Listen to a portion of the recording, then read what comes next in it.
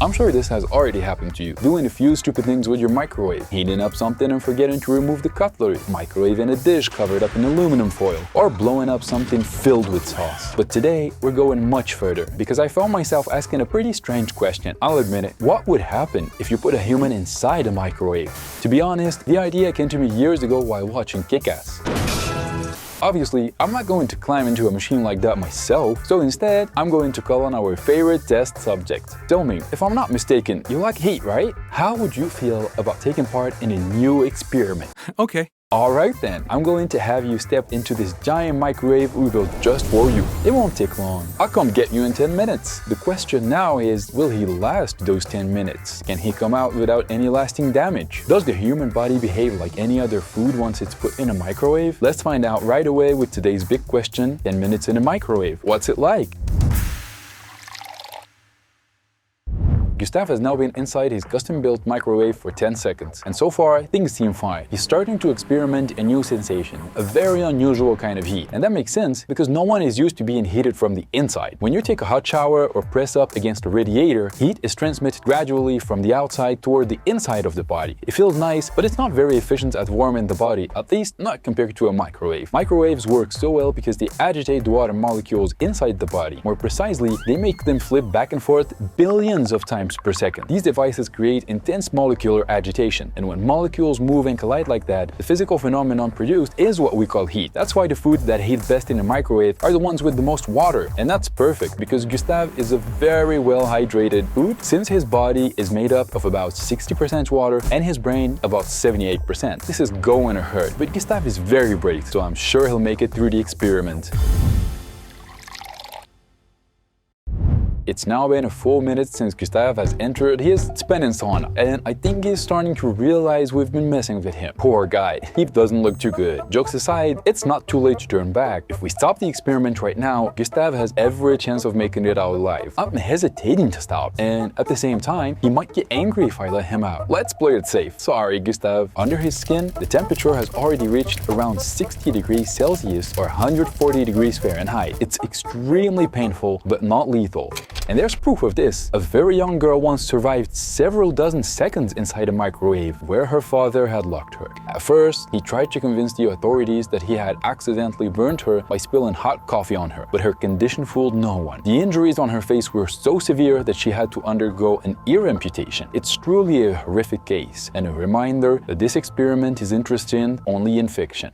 Obviously, this must never be attempted in real life. It is an extremely cruel form of torture from the very first seconds. Inflicting this on anyone, child or animal, is a monstrous crime and one that is very heavily punished by law.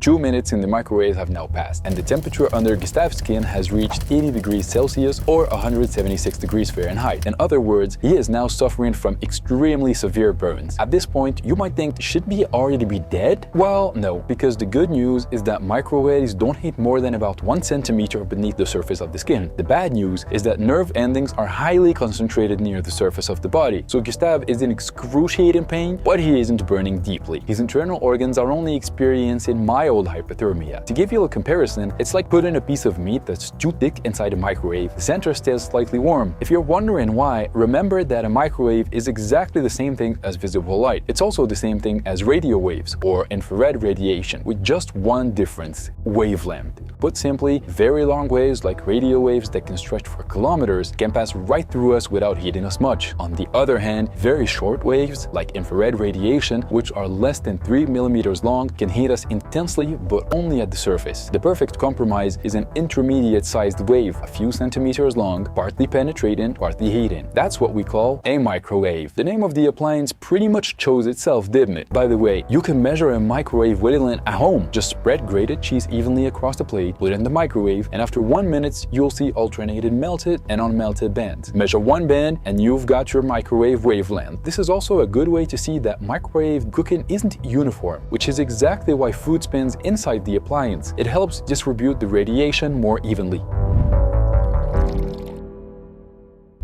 Alright, we're halfway through, and against all odds, he is still alive, even though his subcutaneous temperature is now peaking at around 100 degrees Celsius or 212 degrees Fahrenheit. Yes, Gustave's tissues are literally boiling. So how is he still alive? Well, for several reasons. First, Gustave is fairly large, which means heat has a harder time spreading from the surface down to his vital organs. And second, adults are made up of about 60% water, whereas babies are closer to 80%. In short, adults are less liquid, which makes microwaves slightly less efficient on them. And finally, adults are better cooled internally, thanks to a more developed blood circulation that helps carry heat away from overheated areas. But looking at Gustave's condition, you almost wonder whether it might have been better for him to die earlier, because if there's one organ that's extremely liquid and poorly ventilated, it's the eye. Yeah, I know, it's really disgusting. Unfortunately, our eyes have just about the worst possible size, between 1 and 2 centimeters. That happens to be almost exactly the wavelength of microwaves, which means the waves effectively get trapped inside the eye. That creates a rather spectacular phenomenon. You can actually try it yourself by putting grapes in the microwave. They're roughly the same size and consistency as an eye, and they heat up so intensely that you'd end up with magma. They should give you a pretty good idea of what Gustave has been through.